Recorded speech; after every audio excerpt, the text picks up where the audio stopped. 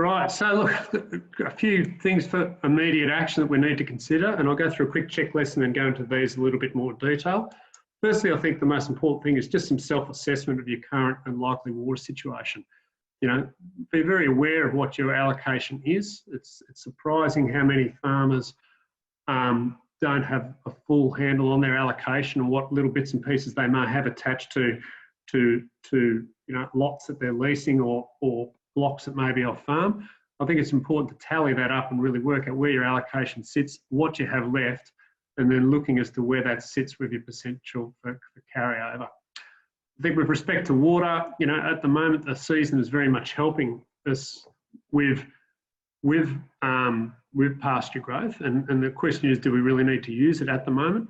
I guess if things are dry and things are growing slowly, then there is some benefit in using your water now to better establish pasture. But I guess the question is, you know, with things like the off allocation water event that's happening at the moment, there might be options to use water from different sources. I guess we also need to work out, you know, if it does rain, and this is always the big if and the big gamble, you know, is the opportunity to not use water wasted if we don't take it now. And again, this is an individual decision for everyone. Important to assess your access to wells and bores, and we'll touch on that shortly. And again, there may be the potential to purchase water for carryover. I guess a review of irrigation infrastructure is very important as well, just to make sure that what we're doing is efficient. We'll again touch a little bit more on that shortly. So again, the situation of self-assessment and the critical water of the current situation is very, very important. And going through in detail your own allocation and what that means with respect to carryover is critical. I guess the little weather chart you can see up here on the right, that's the Kohler chart demonstrated that I pulled up this morning. And basically it's showing that we've got a lovely dry week, which is fantastic if anyone's trying to make a bit of late hay or silage or early silage, as the case may be. But critically what it's showing, certainly in the next 7 days, is not a lot of moisture. And in the week beyond that, starting from the 22nd, not a huge amount of rain, although you may argue that that little spot there is a nice little blob on top of the Hunter Valley again in that week. I think, you know, as we move into the end of the water year, it's really important for us to keep a very close eye on some of this longer term forecasting and, you know, rolling the dice on using water if it's available now to optimise your growth early is probably a pretty good call. You know, because again, we know very much that the better our plants are functioning as we move into winter, then the better they are likely to be growing in winter and coming out the other side of spring, even with rainfall as their main way of assisting them. I think with respect to your access to well and bore water, there's a lot of variable well and bore access across the valley, and it's probably an opportune time to actively assess these now. Anecdotally, many of the bores and wells have got water in them now, and previous experience has shown with some of them, as conditions dry and the flows in the rivers decrease, that some of that water may not be available in the future. It'll depend very much on the individual bores and wells, but the potential to use that water now and possibly spare water for carryover is an option that people can consider. Also, I think it's a good time to actively go through the process of your own repairs and maintenance on bores and pumps to make sure that when we do get to the time of needing to pump, that we can actually do that. Again, the utilisation of the uncontrolled flow event, I think, you know, there can be some opportunities here while we've got that to preserve carryover and fill profile. And again, filling our profile as we go into winter can work very well. I guess the overlying caution, I guess, is overwetting the profile and making paddocks untrafficable. And I guess the caution there would be more on paddocks that have had a significant history of recent cultivation. If we get those too wet, they can be a real problem if they get more rain with respect to getting cattle onto them. There is a potential to purchase water for use as carryover, and again, that'll depend on your cash flow and availability and finalisation of the carryover rules, and it'll depend very much on how you value water and your attitude to risk. I mean, there's always a risk there of unnecessary purchase if it does rain, and that you might have got caught by that, which, you know, people will have different attitudes to that. Other people may say, well, look, I'd rather know exactly what I've got moving forward, and I'm happy to take the risk of buying a bit of extra water to manage that. Okay, so look, I think it's important just mentally for we encourage our clients to think in this way, to develop a bit of a water use plan and go through the process of saying, well, look, if I've got a limited bucket of water, what's my best option for using that as I move into the new irrigation season? With this, it comes back to understanding, I guess, where we can value add what's already in the ground with the water that we've got, whether or not we want to be looking at summer cropping because of its potential for high water use efficiency. What's our viability of watering things like pastures and lucerne, particularly thinner lucerne stands through summer? And again, balancing that up with the water that we have available, our water use choices and optimal water use efficiencies. And I guess, for reference, We've put up a few sort of indications here of water use when people are thinking about developing a water budget and a water use plan. We know that maize crops, particularly if they're unassisted by irrigation, we're looking at between 5 and 6 megalitres per hectare to grow a functional maize crop. Now, if we've got good moisture in the profile, that can be different. And again, that's obviously assisted by rain. In some very severe summers where we've had no assistance with rain and very high evaporation transpiration rates, we've seen that figure creep up to 7 to 8 megs per hectare. There's options of managing maize around that to a degree. We can look at shorter season varieties that have got lower total requirements. But again, if maize is part of your equation, having a really good understanding of what that's going to require per hectare, particularly if we're going to save water for that purpose, is quite important. I guess we'll talk a bit about forage sorghum as a choice as we move into next year. Again, we can get yields of forage sorghum. It's a similar water use efficiency to maize, but because of its ability with flexible cutting, we can potentially, use smaller amounts of water to at least get some feed. We're not as committed to a whole crop as we are with maize. Making choices with your water through spring and October can be really, really efficient. Quite often, if we've got cereals and ryegrasses in place already, where we've already spent a lot of the variable costs in establishing those crops, we can get incredibly efficient use of water out into probably the middle of October, even to the middle of November in some seasons with those crops, and generating high quality, very digestible forages at around 2.5 to 3 tonnes of dry matter per megalitre applied.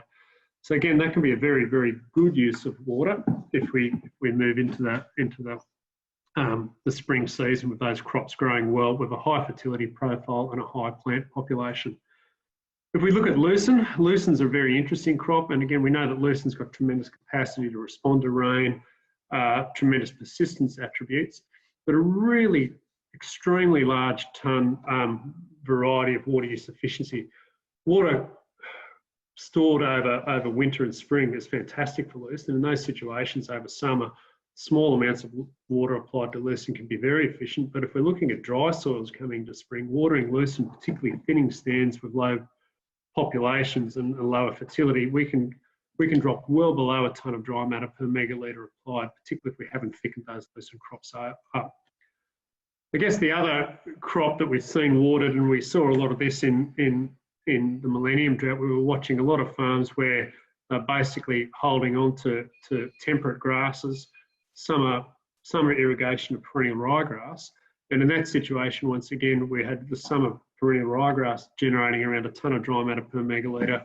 We're making a decision to go to forage sorghum at that same time as generating 3 to 4 times the amount of water of dry matter per unit of water applied. So again, I think thinking about your water and how you'd like to use it next year becomes really, really important. And I guess looking at if you had a limited crop or a limited amount of water, how you best apply that to optimise your particular situation becomes something to be thinking about now, because it really dictates where you're going to head with your autumn crop choices and how you push your pastures as we move into winter.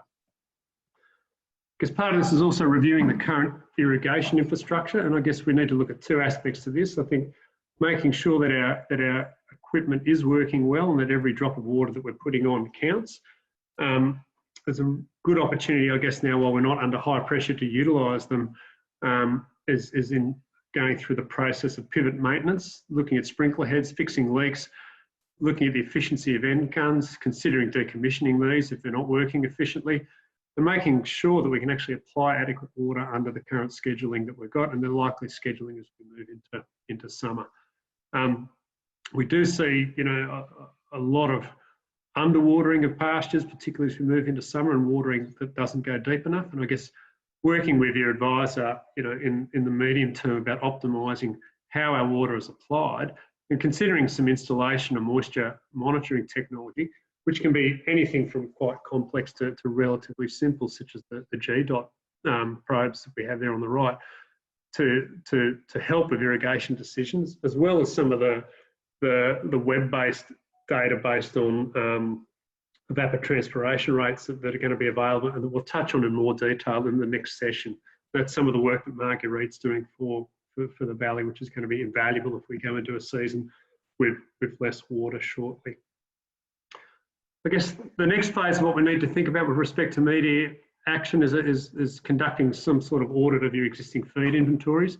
It's good to hear that we've got some more feed on hand, and I guess developing a plan for how that feed's used becomes very important as well, because on most farms there's going to be a huge range from very low to very high quality forages, and a little bit of thought on how they may be best applied is worthwhile. We'll go into that in a little bit more detail shortly. The second thing is looking at ways for preserving that inventory. We don't know how long it will be till we have water restored. So I guess if there are things that we can be doing now that optimise our options for preserving the inventory as we go forward, that's going to be very important. And these will come across a range of strategies, from agronomic strategies, stocking rate appraisal, complementary feeding options, and making sure we're minimising feed wastage and feed conversion efficiency. So with respect to reviewing the existing feed inventories and our access to off-farm feed, I think it's really important that people go through a process of understanding the feed that they have on hand. And I guess getting a good indication of number of bales or tonnages is really very important, but also having a good eye as to the quality of that feed and where those different cohorts of quality sit. If we understand where the different qualities of our feed lie, then we can mix and match those very much with our pasture conditions and the other feed opportunities that we have available on the property. So I'll talk a little bit more about that in some detail shortly. But I guess what we encourage people to do, and the stack on the left is a very good example where that's a client that I work with in Western Australia. They make around 5,000 round bales every year.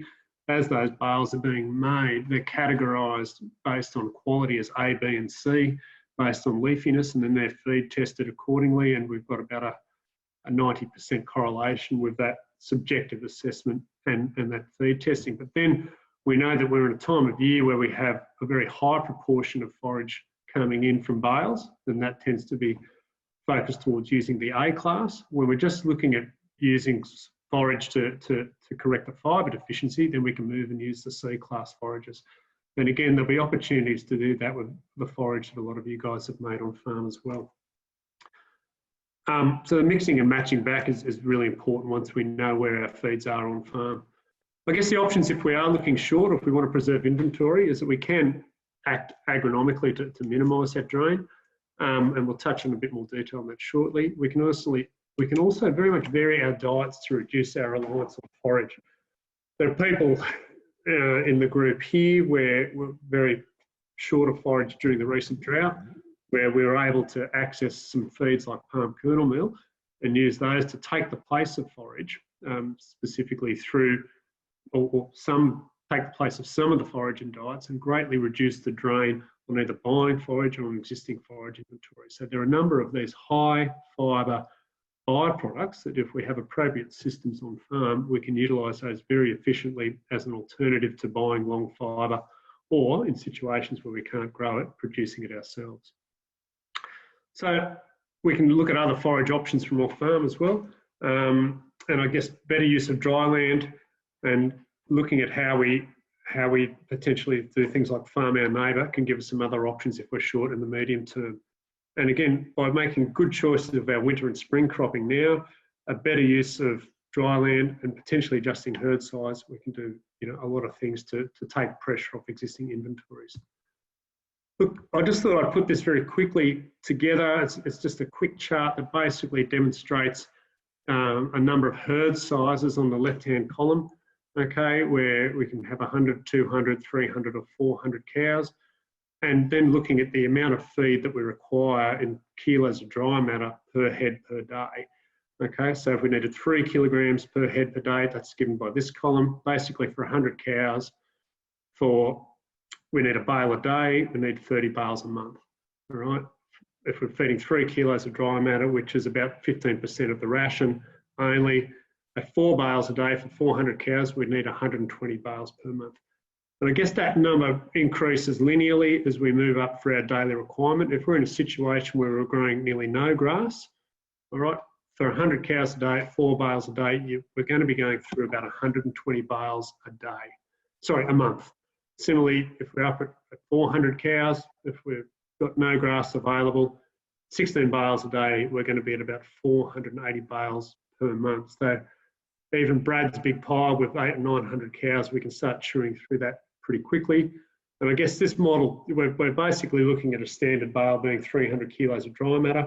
That can vary obviously for people, depending on whether it's hay, silage, so 600 kilo bales, 700 kilo bales, 500 kilo bales, and the dry matter in those. So look, again, good discussion here around if you've got an inventory, it is worthwhile getting some more concrete information on your bale weights and some dry matter tests from those bales just to understand exactly what you may have on the farm. It's also important to note that this model doesn't account for wastage and it's indicative only. And most bale feeding systems will, well, the range of wastage depending on feed system of most silage is anywhere between 5 and 35%, depending on whether it's fed in well-controlled troughs or rings out to whether it's fed out on the ground. Okay, so best use of feed on hand. I guess developing plans for store feed usage is very, very important. And I guess we have these options for the best use of lower and high quality forage. Quite often when we've got very lush pastures early in the season and going into winter, it's an opportunity for us to potentially use higher fibre forages to help complement these diets and to maintain better rumen function and rumen stability. So if we're at that front end of the season where we may have lots of very lush grass coming that's quite short, and for whatever reason we've got our rotation a little bit on the short side to get the fibre in the paddock, in that situation our high fibre forages can be really important to complement those low fibre lush pastures. Generally, the best quality forages should be retained for use when the pasture quantity is at its lowest point. So we'd like to think that the higher the proportion of the diet that the conserved forage makes up, the more important it is to be a higher quality. And the reason for that is that if we're driving most of our feed from conserved forages, the higher the energy density of that forage, the more milk production potential it has. And also the lower the fibre in that conserved forage, the more of it they can eat. Okay, and both of those things will drive productivity. And again, retain the lower forages for matching back with low fibre pastures, or potentially if we move into a situation where you might be feeding much higher levels of concentrate than you would otherwise, where the buffering benefits of having some higher roughage forages can be very, very important. So look, we do have opportunities to match with season and the pastures. And again, the other thing to consider is looking at the shelf life of your forages and how they may store and keep if we go into a protracted period of having to hold them. You know, a good example is if people are storing uncovered hay outside, sometimes it'd be quite important to use that up reasonably quickly, all right, because we've got issues with that being wasted or degrading if it does get rain on it. Okay, options for preserving inventory. Okay, we've got a number of options here and we'll talk through these in a bit more detail. Again, this is just a picture again of one of these very simple palm kernel feeding systems. This was up on Combine. You can see a bit of smoke up there. This is during the fires. This farm held itself together very nicely with nearly no pasture, but having ad lib access to palm kernel meal in about 5 or 6 of these troughs and 2 or 3 racks of hay and feeding well through the dairy. And they managed to maintain, you know, 25 to 26 litres of production for quite a while under that system. And again, we'd much rather be doing it by growing as much pasture as possible. But I guess thinking of simple systems, if you don't have more complex systems in place to feed feeds other than hay and forage can be of value if we do get to a situation of running short in the future. So with respect to economic options, I guess there's 4 nice slides there that just show us a couple at a time of year now. Accelerating any of your autumn plantings is an absolute imperative.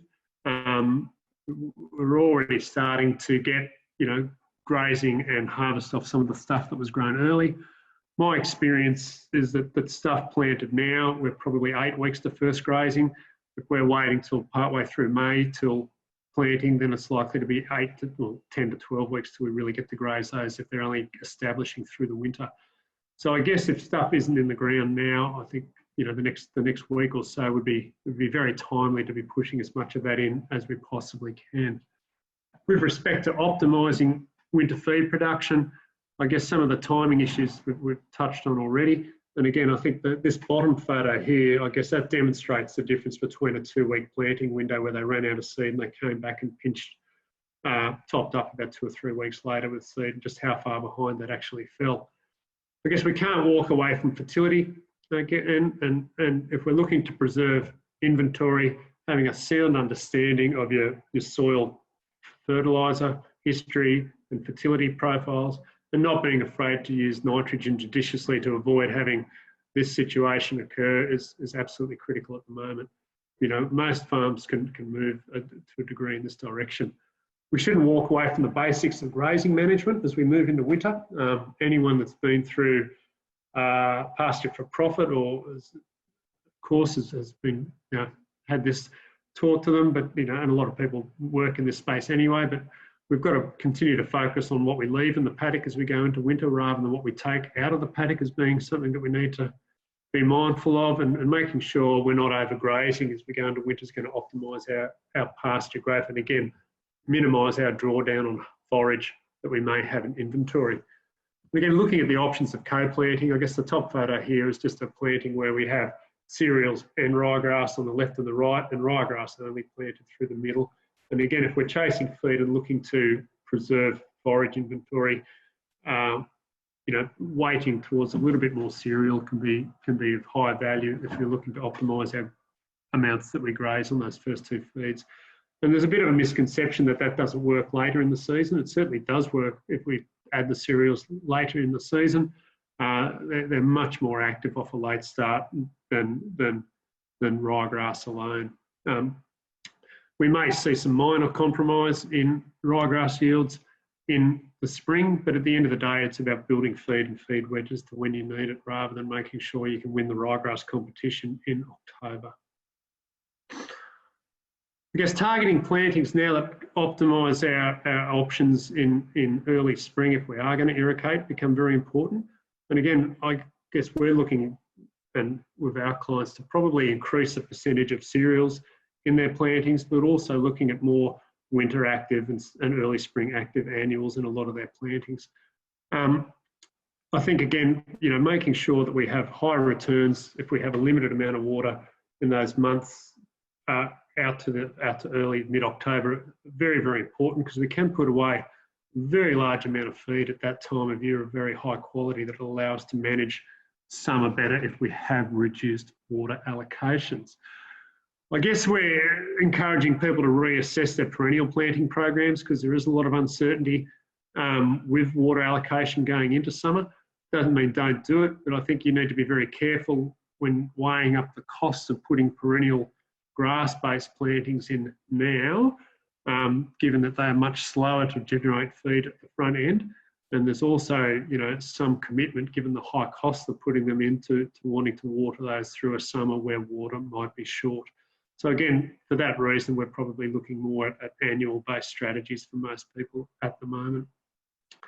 I think if you're looking to mix and match into some summer forages, if they're part of your planning, making sure we have a good look at the option of going in front of those with, cereals or, very short-term ryegrasses are probably going to give us our optimal outcomes. And again, rather than putting in ryegrasses or pastures that we don't really see the best of them or the additional cost in establishment expressed till later in the season.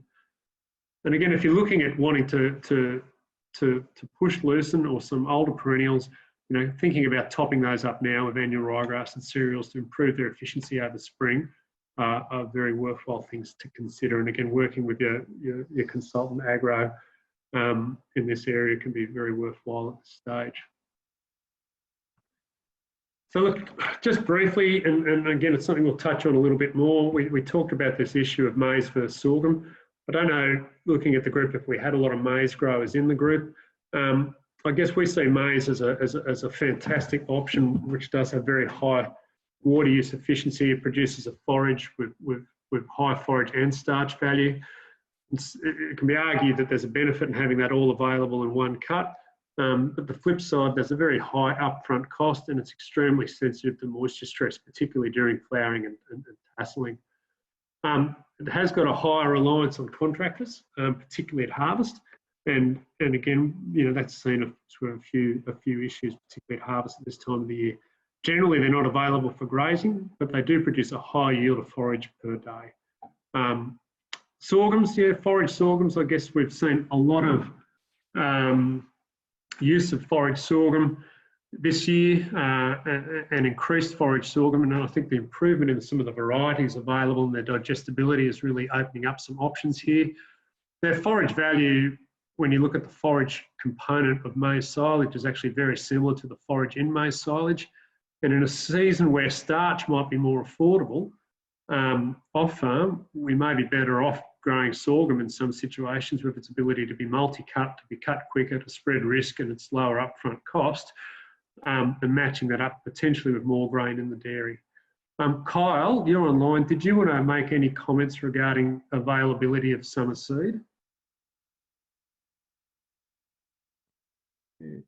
So yeah, I think unlike last year, we'll be going into summer with really good availability on seed from what I've heard of. So I don't think there's any concern with maize crops or sorghum. Talking to, you know, the three bigger suppliers, they've all got seed basically available now. With the Ord kind of harvest that came off late last year now being available, you know, for this season. So yeah, don't see any issues at this stage. So. Oh, that's terrific, Kyle. And look, again, I'd probably still encourage people to make some assessments and get their orders in reasonably early, because that really assists the suppliers with logistics of getting stuff on farm where you need it. And I guess one of the things we're certainly seeing in the current COVID environment is that time from ordering stuff to actually being able to get it into warehouses and onto farms has been a bit delayed, and operating on a last minute basis isn't proving particularly effective for a lot of people that are used to not carrying inventory. So I think, you know, good planning and being in touch with your suppliers is going to be critical as we move forward. I guess, yeah, these are just a couple of nice photos. We've got some lovely forage cropping here, some older stuff from Bureen. I guess the top right-hand side is just a really nice example if we have limited water. This is some photos from Dubbo. The crop on the right is actually Nutrifeed, which is a forage pennisetum, but similar growth profile to forage sorghum. I guess the really interesting thing here is that the line in the middle is where the pivot was parked during the planting, and they didn't sow that area, but what it then shows is that incredible difference in yield of forage for the same amount of water being applied. So again, you know, if we have got a limited bucket of water and we're chasing forage, you know, we know that we've got some very, very good options that certainly supersede, I think, the water use efficiency of watering ryegrasses into the summer. The bottom just shows the differences, I guess, where we're more attentive to fertiliser. And again, on the right-hand side, the difference between these two crops is an application of nitrogen, and the yield and quality benefits will follow from that very linearly.